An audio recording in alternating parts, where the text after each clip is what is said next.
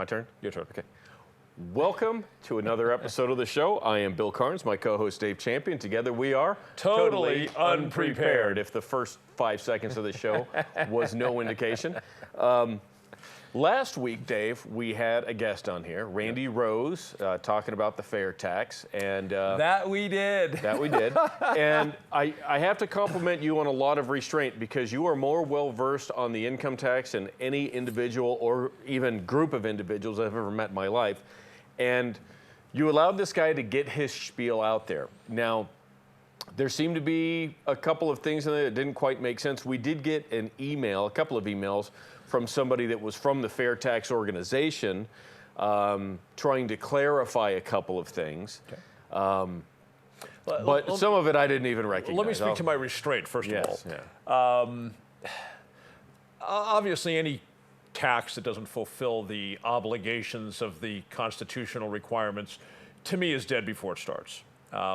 The way the current income tax works is it complies with the Constitution as how it's written. It is grossly, horrendously misapplied by the government, and the American citizens actually, they are purveyors of their own demise. They participate in the system and do all sorts of things they shouldn't do. Read Income Tax, Shattering the Myths, and stop being an idiot. So I had a lot to say, but the purpose of a guest is to let the guest say his piece. He made so many characterizations in like the first 6-7 minutes of his little spiel. It would have taken a 3-hour show for me to drill down into all of those and to get to the point that I would have been seeking to get, which is all those characterizations were bunk. I'm not saying they're completely untrue. Many of them are completely untrue, and many of them are exaggerated for the sake of selling the product. But you know, again, it would have taken a 3-hour show, so it didn't happen. And I understand that the emails that came in from the guy with the organization itself, actually, when you look at them and digest them, they reinforce your position on it. Yes, yes. Yeah, you know, I thought this, the one that blew my mind, that it was like, wait a second, didn't you say over here? But no. Remember, he said that the economy was going to light up, okay? This is going to be great for the economy. I forget the statistics he gave. They're unimportant because they were all Boulder Dash anyway. That's not a swear word. You don't have to take that out. Boulder Dash. Okay. First time I've heard of it. It can't be that bad. Yeah. It's okay if children hear Boulder Dash. So then, towards the end, when I was talking about the constitutionality of a sales tax, and remember we had this spiel about yes. You have the constitutional right to acquire, possess, utilize, and dispose of property, as do I, so if we're doing this together, whereas the privilege in sales tax has been 1,000 courts have said sales tax is a privilege tax, okay, so where's the privilege? And you can imagine if they're going to initiate a new tax, people would start looking at it, right? Like, well, wait a second, what kind of tax is this? Hang on. So he says, his answer was, well, if you don't want to pay the tax, buy used. Well, wait a second. First of all, who would want to buy new, ever? I mean, if I could save, what did we say the tax rate was going to be, 23, 24%? Yes. Something like that. We'll call it 24%. Who would want to pay 24% more by buying a new thing when I could buy one from last year or the year before? Of course, what would happen? Of course, the price of all the used products would go up because they'd be in high demand. Well, but nevertheless, you've got no manufacturing segment anymore in your society. Well, and we would also end up having the tax would increase on the new stuff because they're not actually getting it because everybody's buying it. Right. But the idea that your economy is going to do well and it's going to be a great time for all, when people are going to be flocking to used products, which kills your manufacturing segment, it's inane. And so there was a lot of things I would have liked to have said had the show been longer. Sure. So. Big news that's happened since then was the shooting at Umpqua College in Oregon. Yes. And of course, we've had all of the standard fair people that always pipe up on these things, yep, that want to call for further restrictions, more gun control. And the interesting thing is, none of the proposed laws or procedures or executive mandates that would come down the road that these anti-gunners propose, not a single one of them if had been in place for the last 20 years, would have stopped any of the mass shootings that have happened over the last 20 years. Not a one. Yeah. The anti-gunners, in my opinion, shall we do our invite before we get to talking about them? I think we should get to it towards the end. Okay, all right. Yeah, but stay tuned, it's coming. That's right.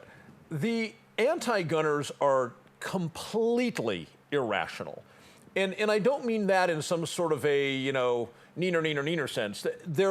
Their arguments, maybe that's a better way to say it, are completely irrational. And one of the things I've noticed over the last week or so as I've been debating anti-gunners is because their points are non-sustainable, they cannot stand up under the scrutiny of fact and logic.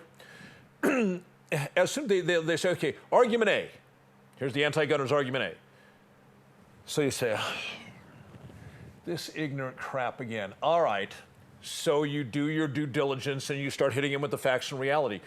As it becomes very apparent to them the door of reality is slamming on their argument, they switch to argument B. And then you go, oh, here we go. And this just continues. And you start to slam the door of facts and logic on argument B, and they immediately dash off to argument C. Now, if their arguments were credible and they had integrity, they could stand on their arguments. Well, and I would actually even counter, Dave, that they're not even really arguments, they're points. Because they can't seem to argue the point. You can't debate. If you have a topic, you should be able to debate the subject matter, especially if you bring that up. Like, we need to, ban or have universal background checks. Okay, let's start with that one, universal background checks. Okay, now you need to be able to articulate your reason behind that. But a lot of the folks just don't do that because they don't know why they think they should do that. They hear it here, they hear it there. If I hear it all these many times, it must be true. Okay, now let's talk about that. There's no talking points. Right. What about the folks that say, if I had a gun and I was there, I wouldn't have been able to stop it? What about these guys? This is my, this makes me... I just saw your blood pressure rise. This makes me insane. There's a certain kind of anti-gunner who says, and it's easy to say anything from back here behind your keyboard, right? You can be the most ignorant jerk you want to be, and nobody can test you. I'm going to talk about this test thing in a minute, okay? They say, if I had a gun and I had learned how to shoot, I couldn't have stopped that shooter, so you couldn't either, or you, Dave Champion, couldn't stop them. Not only is that the most insane, illogical, narcissistic BS I've ever heard, but it also flies in the face of the facts of the hundreds and thousands of people who have in fact done that, brought out a gun, interrupted a crime, or shot a bad guy, right, and ended a crime spree. Okay? And they say, well, no, you can't do that. That doesn't work in real life. Do you not read the news? Do you not see the surveillance video? I remember seeing one not long ago at an internet cafe. There was an armed man in there, just a patron of this place, and he was in his 70s. Mm-hmm. Two bad guy thugs come in there waving guns. They're going to rob this place. They're going to burglarize the place. They're going to rob everybody of everything they've got. He pulls out a gun and starts shooting these guys, chasing them out the door while firing rounds at them. Right, and they went out the door so fast. One guy fell and the other guy trampled him. Yeah. And that was a 2 against 1, bad guy to good guy. Now, I said there's no cost to pay when you're sitting here like this. It's a shame that we can't, like, go into a time warp, we can just stop and set the law aside for a minute, like create a bubble where the law doesn't apply. Because what I'd like to do is take a gun and put it on the ground and take one of these guys who says, oh, that's not the right way to solve a violence problem, okay? And then I would like to lock him and me in a room and let me start beating his ass, okay? And beating it. And beating it, and beating it, and see how long it would take him to come to the realization that if he picks up that gun, points it at me, and presses the trigger, he can stop the violence. That, and guns are not the answer, right? This is what we hear from the end. That's what we hear. This is what we hear. Help me understand something. What, other than wet themselves and run and hide under their desks, what do anti-gunners do as soon as they hear gunshots? They just cower. They call 911. They call 911. Because the perks on 911, what does the cop have when they show up? Right. Guns. They're not calling the cops per se. They're saying, there's a guy with a gun. Send other guys with guns to stop the guy with the gun. And then they say guns are not the answer. I mean, what sort of a mental midget could look you in the face and say guns aren't the answer when the first people they call to stop a guy with a gun are guys with a gun? Now, I'm sure you feel like I do in this regard. We have trained a lot. Virtually every scenario. We've had some very common training. We've had some different individual training in our respective spheres. Other than somebody who's possibly like an active duty Navy SEAL or an active duty Ranger or somebody like that, there's very few people walking the streets that have the knowledge and the abilities that you and I do. Okay? Is it not frustrating to you that stuff never happens around us? I mean, I understand it. There's some pluses and minuses. I wouldn't say that it's frustrating that it never happens around us. I think it's frustrating that if a scenario happens, there's nobody like us in that area. Right. And part of the reason is, what is it? Only, let's see, 48 out of the last 50 mass shootings in this country or something, or over the last 50 years or whatever, only 2 have not been in a gun-free zone? Yeah, since the 1950s. Since the 1950s. Only 2 have not been in a gun-free zone. And those of us who are armed, we're trained, we tend to avoid gun-free zones because of this. Right, I won't go on I'm one. not going to be disarmed. Right. So I'm not there. That's why we're not there, because we are not lemmings that will lay it out there. So let's talk about the invitation real quick. Okay, did you hit it? We would like to invite anybody out there who is anti-gun, believes that further gun control, gun restrictions, maybe even gun confiscation is the answer. If you have some good, diligent, salient points, we'd like to invite you on this phone. You just made it so nobody can come on. We'd like to invite you on the show, and we want you to be a guest. Educate the audience and tune us up on why this is the right answer. Bring it. So, with that being said, we'll be right back.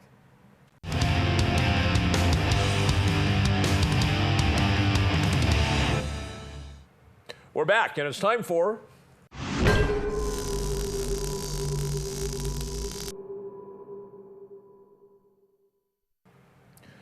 what the hell is up with people not considering what the reality will be of what they're saying? Now, this would be a perfect time for me to address the anti-gun thing, but I'm not going to. But it's a perfect lead-in, because that's exactly what the anti-gunners do. They say, oh, this will solve the problem. But then when you drill down to how it really play out in society, it doesn't solve the problem, and in most cases makes matters worse, not better. But I want to use another example. This was a statement that I read this morning. I'd like to share it with you. The democratic socialist is not a Marxist socialist or a communist. A democratic socialist is still a capitalist, just one who seeks to restrict the self-destructive excess of capitalism and channel government's use of our tax money into creating opportunities for everyone. Democratic socialists believe that both the economy and society should be run democratically to meet the needs of mankind, not simply to make profits for the greedy few. Now, given the current circumstances in America, well, in the world actually, but I want to focus on America, where the top 1% is getting wealthier and the entire rest of the country, in numbers adjusted for inflation and whatnot, are doing less and less well. This can certainly seem like an attractive statement because there are excesses going on, no doubt, right? And so when you hear a pitch like this, there's a certain attraction to it. You say, yes, let's rein in those excesses. But I want to share with you the pivotal line from what I just read. And I want to talk to you about what the pivotal line means in the context of living in a land of liberty. The pivotal line is this: democratic socialists believe that both the economy and society should be run democratically to meet human needs. Okay. Well, when you talk about the economy, it's like saying the population. Okay? So when you say the population, you're talking about a group. But if you want to say something about the population, you need to find out who in the group are you affecting. Well, it's the same thing with the economy. The economy is the aggregate term that we use for all production, all services, all spending. It is an all-encompassing term.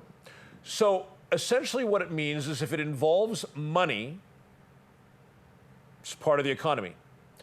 So they say they believe that the economy should be run democratically. That means by vote. Okay?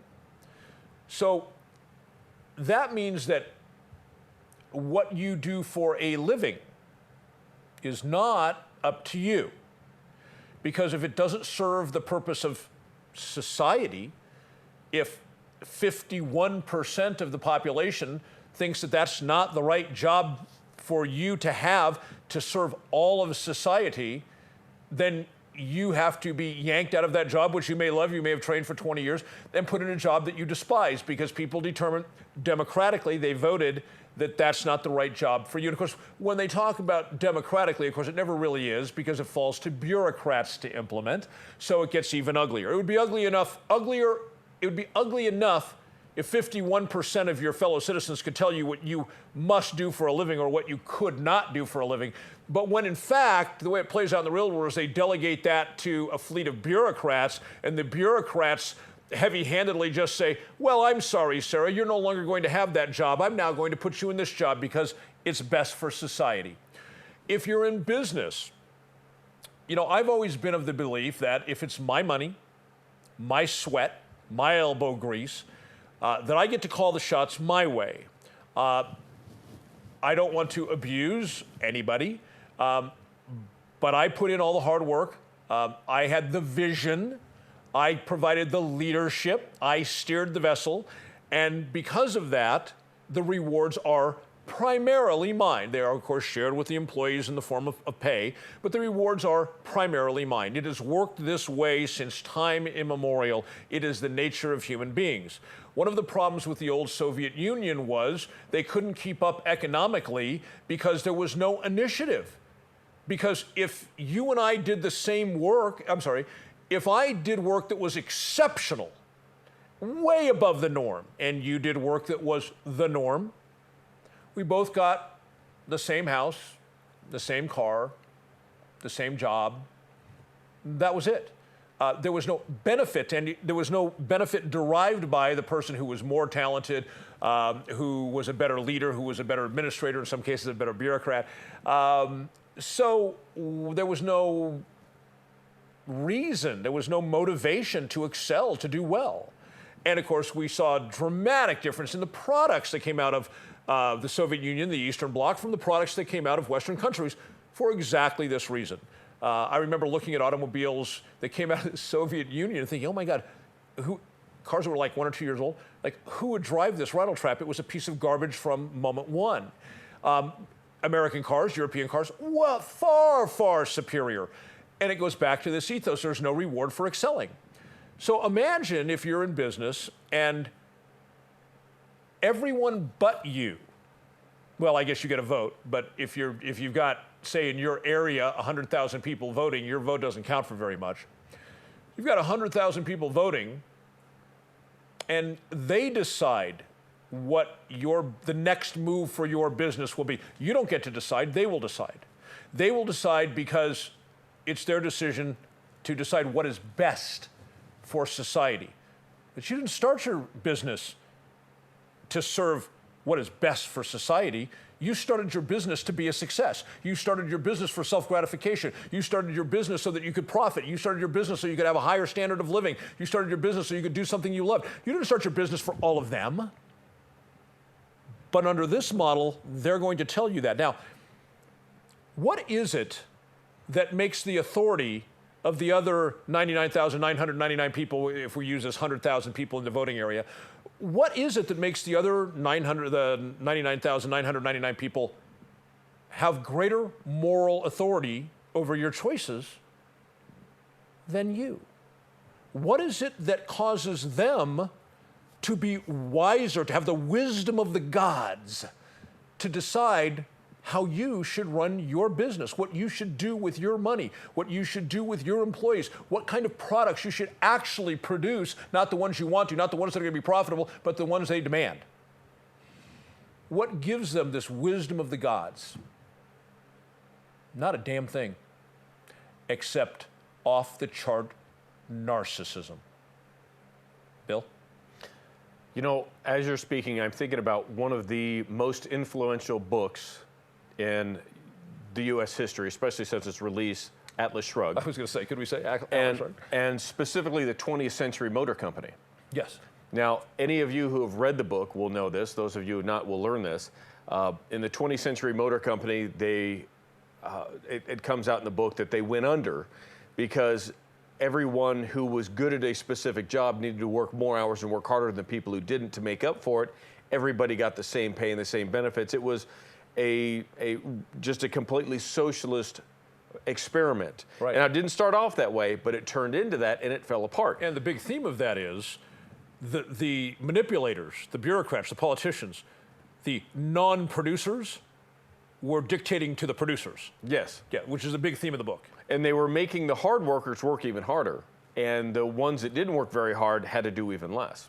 Much as what we have in today's society when it comes to free handouts of money and all the social programs that we have.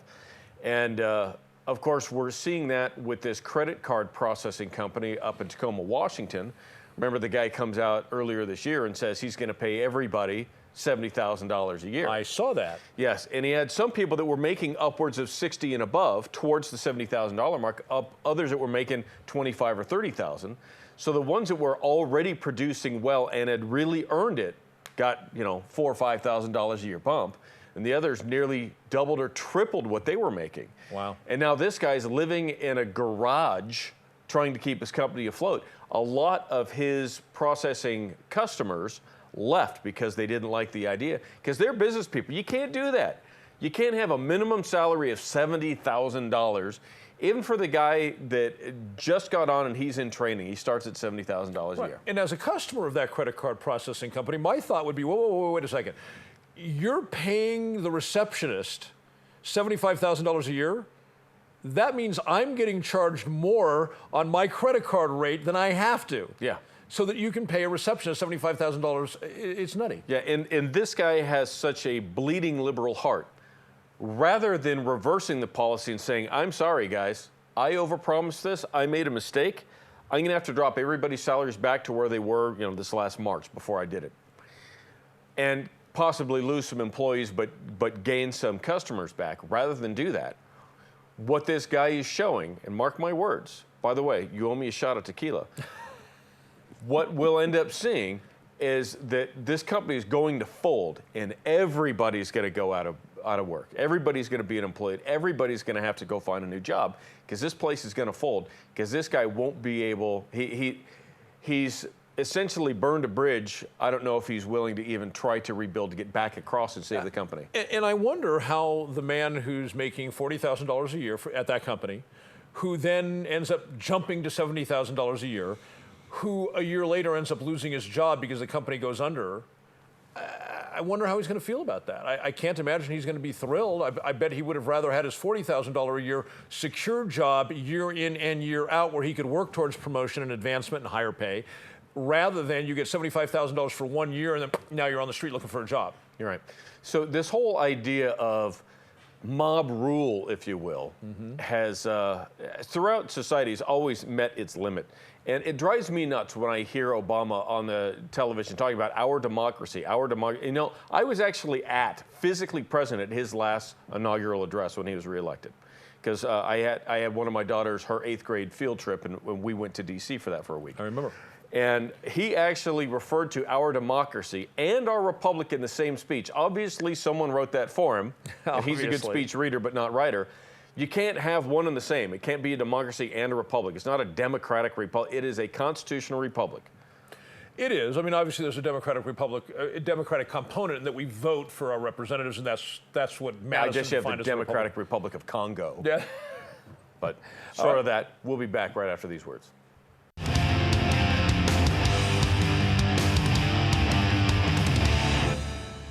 Welcome back. Now it's time for My Rant. Here it comes.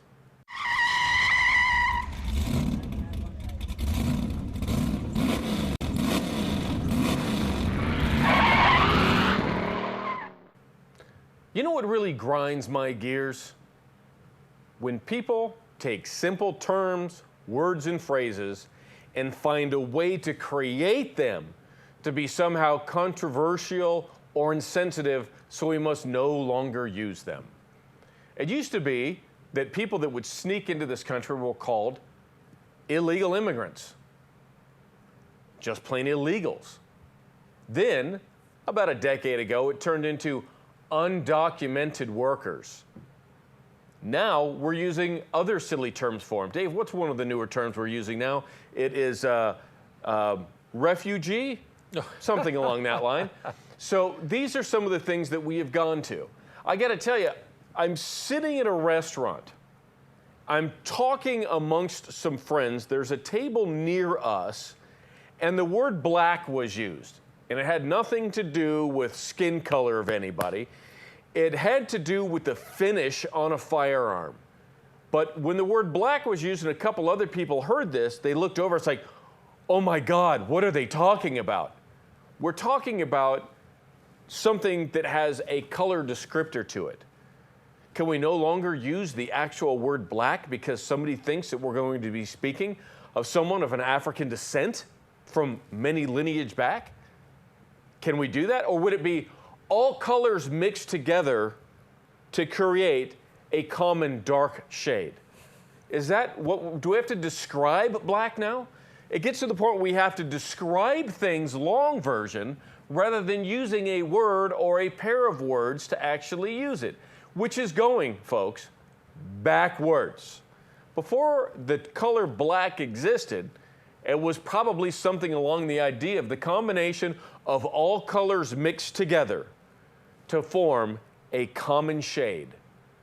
Okay, rather than going through this long description, just give a name to that common shade. All right, we're going to call this one black. Okay, good. What about orange? What is orange? Well, orange would be compound of the 4 universal colors, cyan, magenta, yellow, and black, a combination to make orange. Mostly cyan and yellow and magenta to make orange. Or if you have two other primary colors, yellow and red makes orange. But then we can't say yellow because someone might think we're talking about Asians. Or we can't use red because somebody might think we're talking about Native Americans, the Redskins. Oh my goodness. Can't we call them the color of passion skins? Seriously?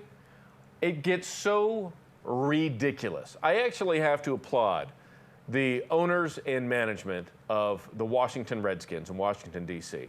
for saying, you know, we're not changing our name. They've gone so far, the politicians have gone so far, is to have the trademark removed from the Redskins. So anybody can sell anything with the Redskins logo, verbiage, whatever they want without violating the trademark of the Redskins. All completely politically motivated and complete horse manure. All of it. I can't even think off the top of my head how many things that the government has which would be related to the Native Americans. They have an Apache helicopter. They have, what else? A couple other things we've got out there. We've got the Comanche. That's another thing we've got there. Heck, Jeep even made a truck called the Comanche. You've got also in sports the Atlanta Braves. There's the Cleveland Indians. All of these various things that Native Americans, for the most part, have come across and said, what do we care? If anything, it reminds the modern culture of our heritage, that we existed. Because I got to tell you, very few times in any sort of modern history over the last 200, 300, 400 years have we seen such a genocide than we did when the Europeans came to this great land now known as the United States, started in the east and moved west, and wiped out virtually all Native American culture. Yet we seem to be fine with that, and now there's some homages or some terminology to that are out there that people get afraid of, that they get sensitive to. Shut up. You know, you're not vertically enhanced, you're tall. You're not, if you were fired or you're more so you're out of work, some people would rather the term vocationally displaced. That means you don't have a job, you're vocationally displaced. Come on. Do we really have to reinvent different terms? Because once we reinvent it, we put a new standard to it, eventually it'll start meaning what the old term did. People hear vocationally displaced and they think out of work. Now we've got to come up with a new one until people start relating that more often, like illegal alien. Now, undocumented worker started relating to illegal alien.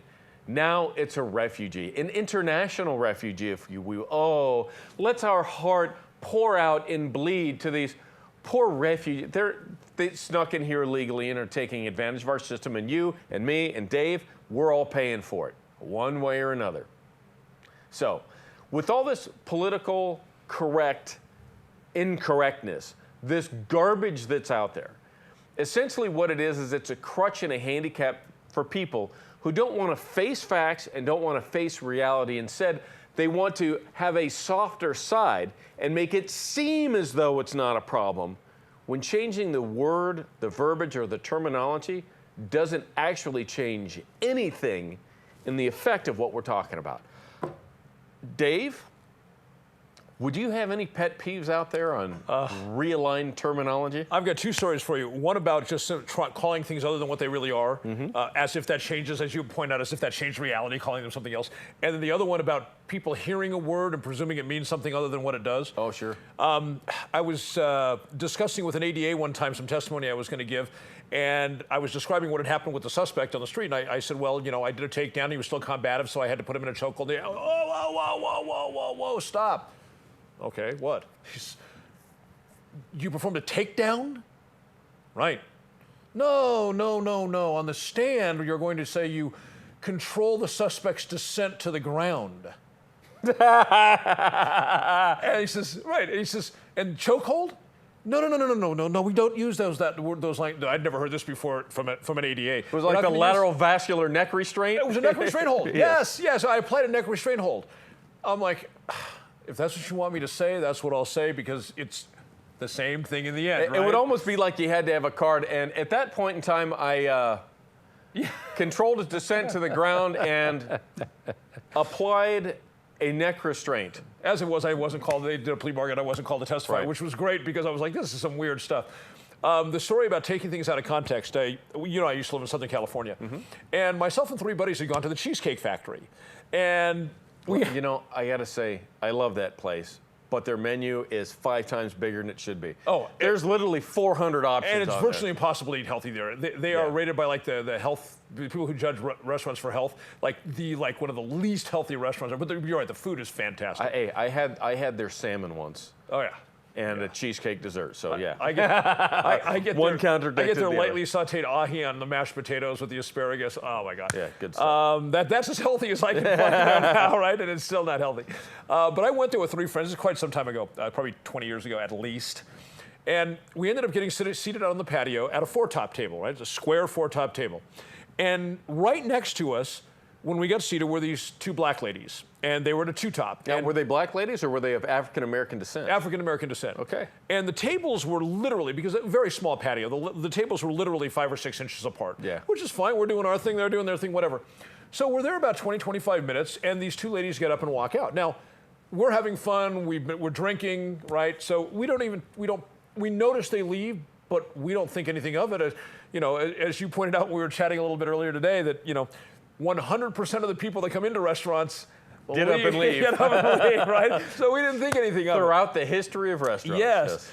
And so the four of us finish our meal. We get up and we go through the main dining area. We're just about to get past the reception area out into the lobby.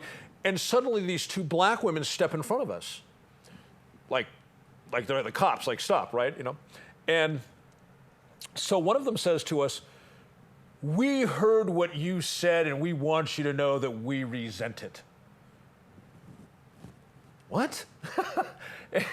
And he says, "Yes, and you know, don't try and deny it." You know, we're like, and so at this point, I've got to say, "Lady, we don't even know what you're talking about. What is it you heard us say that was so offensive?"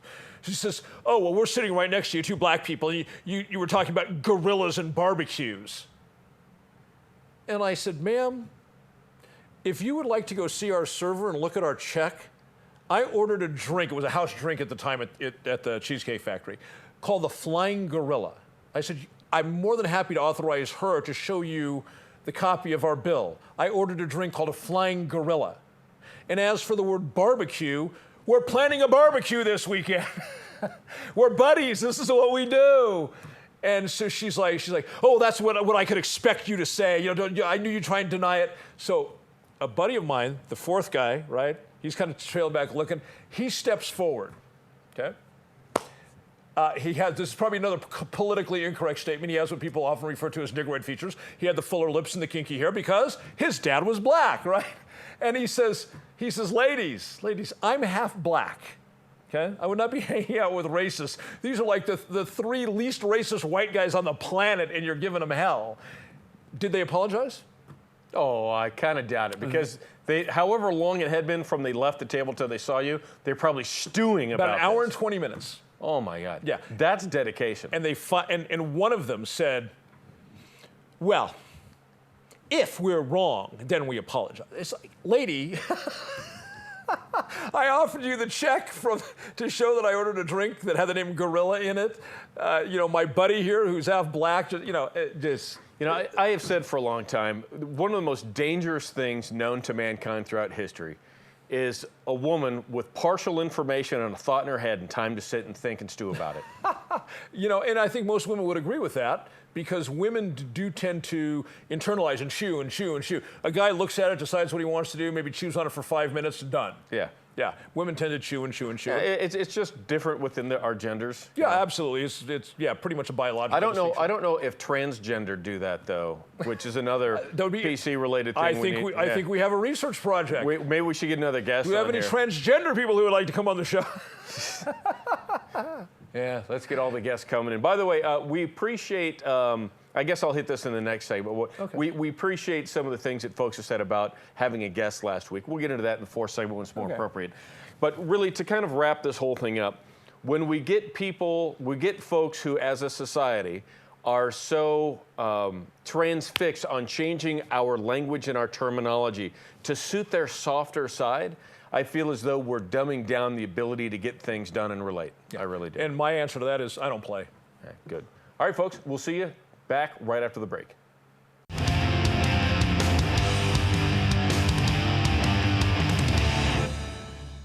All right, we are back. We're in segment 4 where we talk about the things that you like to talk about. You can email us at, there it is, daveandbillshow@gmail.com. The website is it there? I can't see. Totallyunprepared.info. Oh, yeah, that one, right. We also have a Facebook presence if you'd like to go there. If you like our page, you'll get notified whenever we post a new video. And I'm also posting some other interesting things to that page as well. I don't know whether you are or not. I don't know. Am I even an administrator on that page? Yeah, you are. Am I? Yeah. So I can post? You can post. All right. Okay. I'll add it to the other things that I can do. Quick comment before we get into the main gist of things. For those of you who are interested in what really happened and the real issue with these mass shootings, I want to invite you to go take a look at a video that I did that's posted on Facebook that's just coming up now on 60,000 views, and it doesn't seem to be stopping. So if you want to look at that video, it's short. It's what I've been called the angry truck rant. It's a style of video that I've been doing for the last couple of months. So on Facebook, if you search for Dave Champion, you want the one that says Dave Champion Public Figure, not my personal page. You won't find it there. Dave Champion, public figure. Click on that, and it's about the 4th or 5th item down. I'm wearing a black sleeveless T-shirt, so you'll recognize it. And of course, with the autoplay on Facebook, you'll see me start to rant.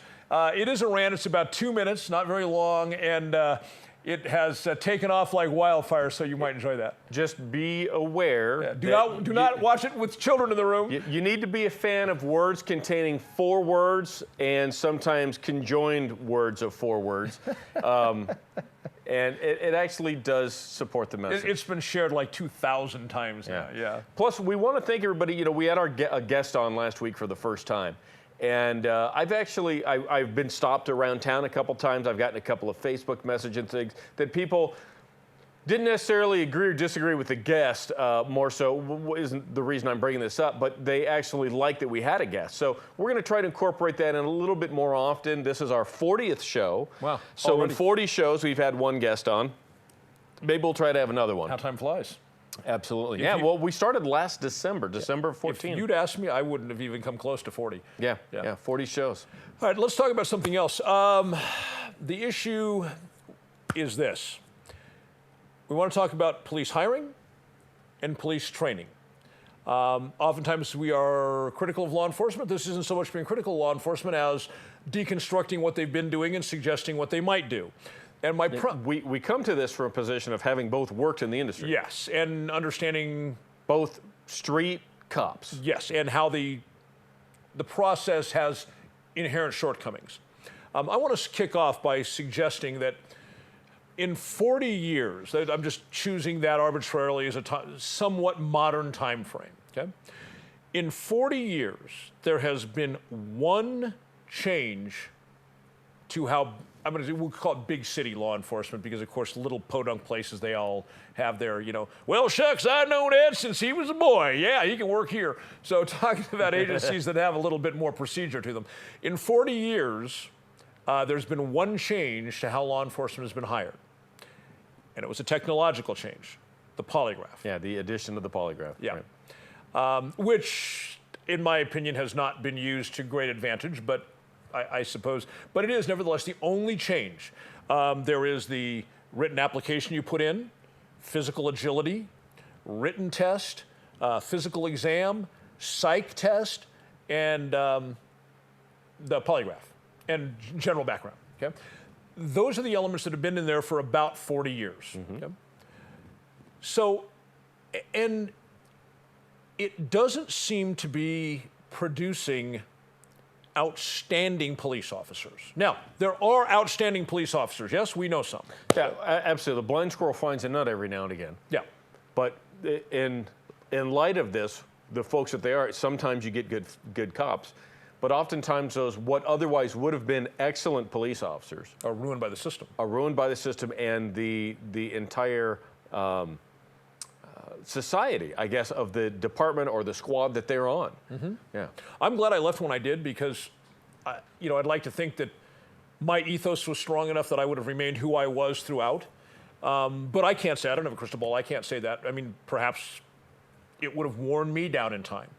But I'd like to see some changes. The first one I would like to see changed is, you may remember this from, I think it goes back to the 80s. There was something called, if I remember the name right, the Philadelphia Multiphasic Personality Index Test. It was the first thing where they tried to segment people into personality types, right, and provide in sort of the employment environment a breakdown of what personality type you are and suit that to the job. Yeah, and we'll get to it, but that was a catalyst to all kinds of other things being developed for the good. Yes. Now, I'll give you an example.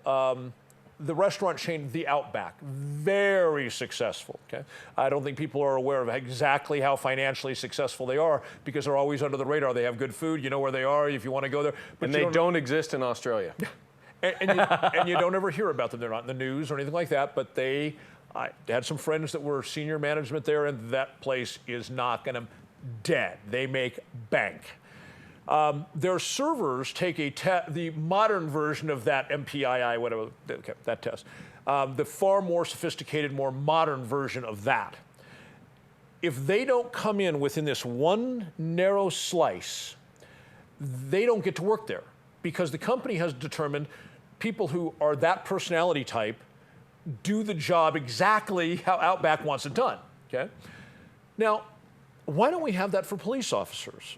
It seems to me that the requirements of the job are fairly recognizable, okay? And it's the minutia that gets us, yes?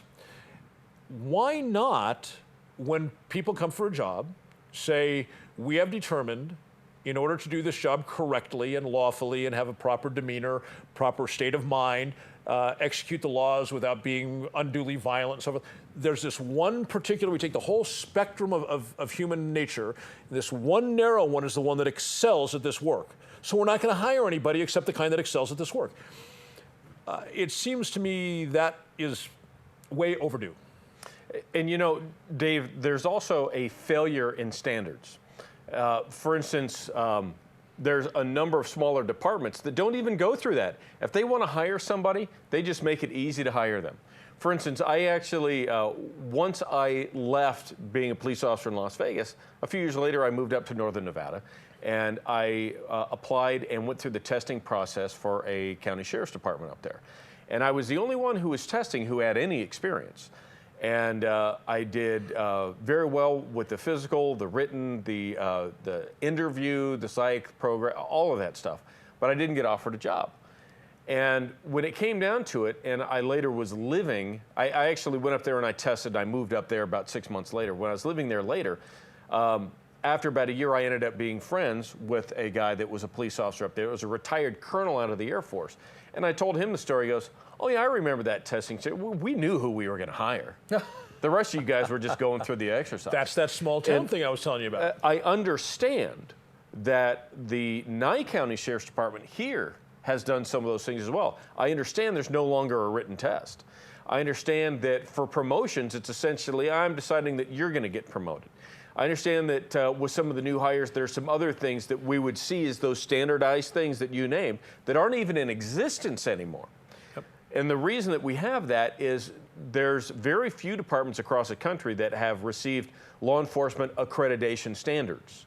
It's like if you go to a law school, you want to go to an accredited law school, not just one that has no accreditation there on their own page. Right. Because it doesn't really mean much. Right. There is no accreditation here. And it's interesting because our sheriff now, Sharon Worley, when she was campaigning on the guise of trying to bring accreditation here.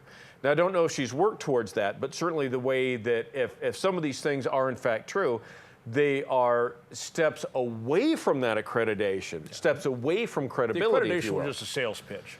Very likely. And if I may interrupt you for a moment, and this can be seen, if these things, as you say, are true, this can be seen again recently, Brent Moody, the undersheriff.